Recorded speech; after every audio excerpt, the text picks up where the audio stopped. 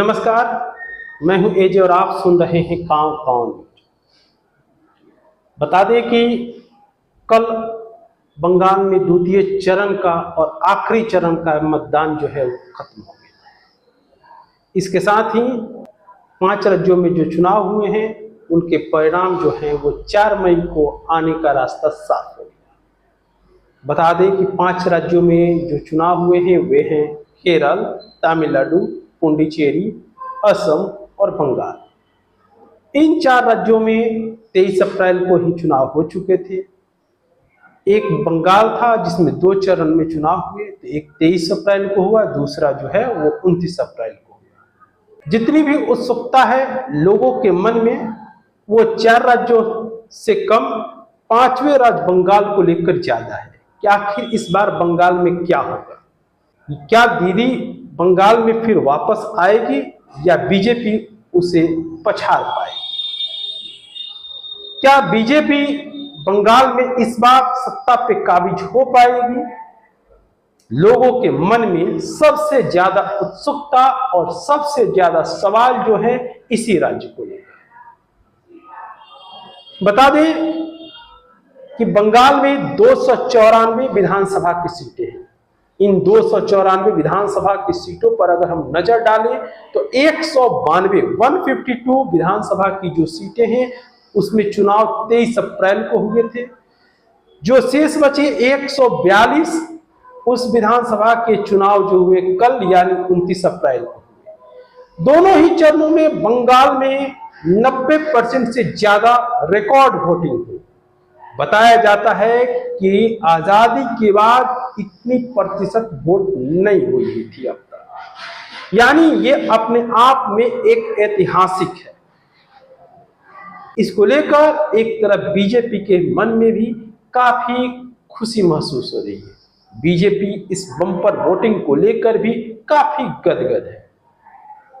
बता दें कि अगर बात करें तो पीछे 15 सालों से ममता बनर्जी यानी टीएमसी की सरकार है।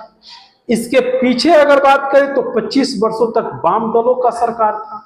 यानी अभी तक बीजेपी इस राज्य में अपना सत्ता हासिल नहीं कर पाई है।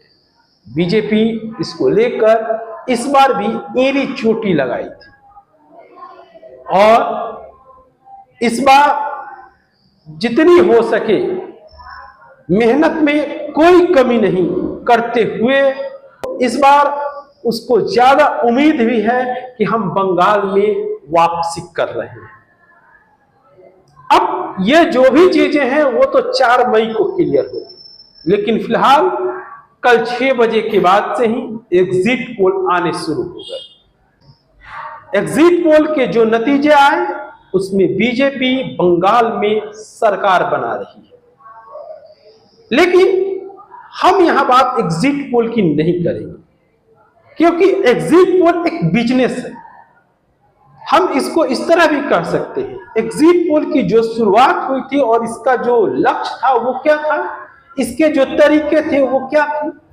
जब कोई मतदाता मतदान करके निकलता था तो वहां पर इसके जो भी एजेंसी के जो भी लोग होते थे वोटरों से पूछते थे और तब एक पोल तैयार करते थे और उसको बताते थे। लेकिन ये प्रक्रिया बदल चुकी है। लोग एसी रूम में बैठ के ही एग्जिट पोल निकाल देते हैं। लोग किसी पार्टी के पक्ष के साथ भी एग्जिट पोल बता देते हैं। यानी एग्जिट पोल का ग्राउंड नहीं होता। एग्जिट पोल जो जमीन पर जाके किया जाता है अब वो नहीं होता, अब एसी में बैठ के किया जाता है। और इसी का नतीजा है कि आप देखते होंगे कि तमाम एग्जिट पोल अलग तरीके से होते हैं, फेल हो जाते हैं। आप अभी से कुछ साल पहले की बात करें, 2024 में यही एग्जिट पोल है, भाजपा को 400 प्लस सीटें दिला रहा था। अब की बार 400 पार जो भाजपा ने नारा दिया उसे एग्जिट पोल ने उसको परिणाम में बदलने की कोशिश की। रिजल्ट जो आया आप सबको मालूम है, 300 कौन कहे 250 सीटें भी पार नहीं कर। तमाम तरह की चीजें हैं जिसको देखने को मिलता है। इसलिए हम जो बात करेंगे यहां एग्जिट पोल की बात नहीं करेंगे, तथ्यों की बात करेंगे। चूंकि मतदाता ने जो पोल किए हैं उसका रिजल्ट तो 4 मई को मिलेगा, लेकिन पोल किए हैं तो उन तथ्यों पर अगर हम बात करें कि आखिर किसकी बंगाल में उम्मीद है, तो हम उस पर बात करेंगे। एग्जिट पोल जो हुए हैं उसके तमाम नतीजे जो हैं, खास करके बंगाल की हम बात कर रहे हैं, हमें लगता है कि बिल्कुल 4 मई को फेल नजर होते हैं। क्योंकि अगर हम तथ्यों पे बात करें तो आप देख सकते हैं, न तो वहां मुद्दा पलायन था, न तो मुद्दा बेरोजगारी थी, न मुद्दा शिक्षा थी, इस तरह के कोई मुद्दे नहीं थे। दूसरी बात आप देखें, यही एग्जिट पोल है ना कि 2021 में ममता बनर्जी को हरा दिया था और वहां पे बीजेपी की सरकार ला दिया था। अब हम यहां पे रोकेंगे और थोड़ी सी बात करना चाहेंगे 2019 के लोकसभा चुनाव की बात कीजिए। 2019 के लोकसभा चुनाव के पहले बालाकोट स्ट्राइक हुआ था, उसके बाद मोदी की एक लहर बनी, लोकसभा चुनाव हुए और बीजेपी 300 प्लस सीटें हासिल की। इसके बावजूद जब 2021 में चुनाव हुए बंगाल में, तो बंगाल में वही बीजेपी 100 सीट पार नहीं कर पाई। कहने का अर्थ है कि जब प्रधानमंत्री मोदी की लहर थी, शिखर पर थे, तब 2021 में चुनाव हुआ और 100 सीटें हासिल नहीं कर पाई। अगर अभी का बात करें 2024 बीजेपी की कितनी सीटें आई? 240, यानी कोई लहर नहीं। बीजेपी के प्रति एक तरीके से कह सकते हैं कि लोगों का रुझान घटा। इसके बाद 2026 में जब चुनाव होते हैं तो किस आधार पर आप कह सकते हैं कि वहां बीजेपी जो है 160 सीट 170 सीट लेके आ सकती है, जब प्रधानमंत्री मोदी के चेहरे पर अगर बात करें तो वो 2021 में था, 2019 में था, वो चीजें नहीं। कहीं ना कहीं लोगों के रुझान घटे हैं। तमाम तरह के विपक्ष द्वारा उठाए गए मुद्दे भी हैं। तब आप कैसे अनुमान कर सकते हैं कि बंगाल में 2026 में 170 160 सीटें आ सकती हैं? अगर तथ्यों पे बात करें तो आप बता सकते हैं, आप देख सकते हैं कि अभी जो है जिस तरह से चुनाव हुए वो किस तरह के चुनाव हुए, हिंदू मुस्लिम। फिर उसके बाद से बात अगर हम करेंगे तो वहां की संस्कृति पर, ये दोनों ही चीजों में अगर बात करें तो ममता बनर्जी की वहां की संस्कृति पर पहले से ही हावी है। उनका स्लोगन है मां माटी मानुष, तो वो संस्कृति पर है।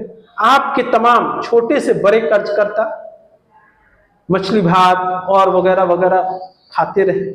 बंगाल में के कार्यकर्ताओं को उतरकर वीडियो बनाकर, खाते हुए वीडियो बनाकर भी सोशल मीडिया पर डालना पड़ा। कुछ लोग तो मछली को शाकाहारी भी बताते दिखे। तो खैर ये बात है, लेकिन कभी ममता बनर्जी ने इस खाने पर तो रोक नहीं लगाया, तो ये मुद्दे भी आपके नहीं चल पाए।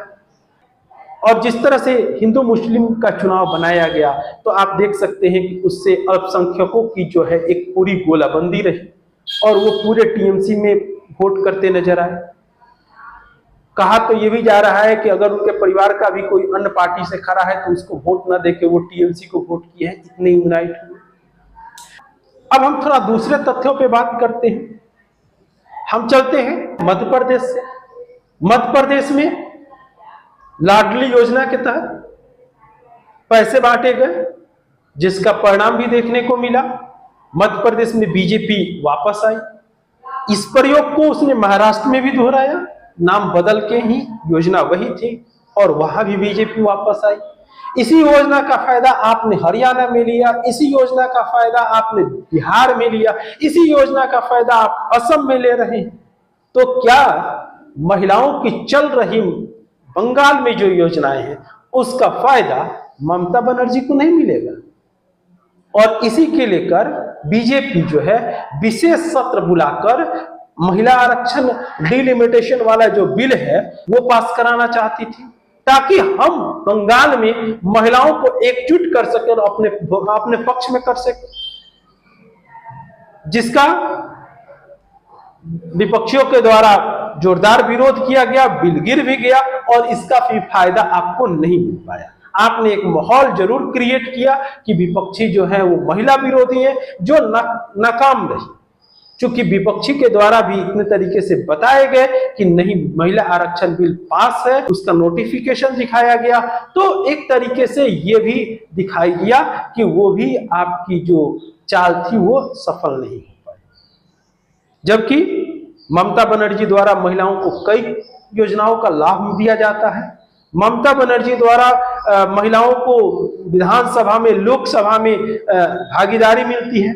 अभी तक जितनी भी पार्टियां हैं, अगर हम बात करें, उसमें सबसे ज्यादा टीएमसी के द्वारा महिलाओं को विधानसभा या लोकसभा में भेजा जाता है, जिससे महिला जो है वो टीएमसी के साथ जुड़ी हुई है। तो क्या इसका फायदा ममता बनर्जी को नहीं मिलेगा? निश्चित तौर से मिलेगा। तो फिर किस आधार पर हम जानना चाहते हैं कि ये एग्जिट पोल जो है वो ये दिखा रहे हैं कि 160 प्लस है, 170 प्लस बीजेपी है और टीएमसी की सरकार को सत्ता से बाहर भेजने को दिखाया जा रहा है। कहीं ना कहीं एग्जिट पोल है, नतीजे 4 को आएंगे, जो होगा वो देखा जाएगा। लेकिन अगर हम तथ्यों पे बात करें, कहीं से भी ये नहीं लगता है कि बीजेपी ने ममता बनर्जी को घेरा है।